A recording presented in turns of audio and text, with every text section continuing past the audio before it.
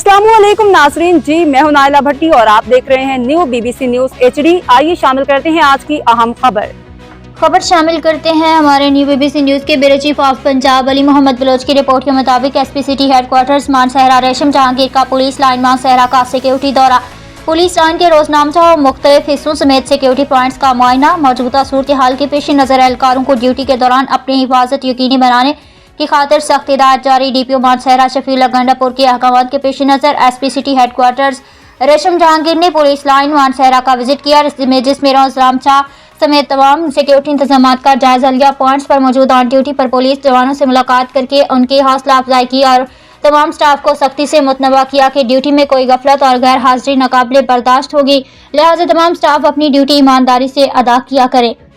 अब तक के लिए इतना ही। मज़ीद खबरों और अपडेट्स के लिए देखते रहें न्यू BBC न्यूज HD।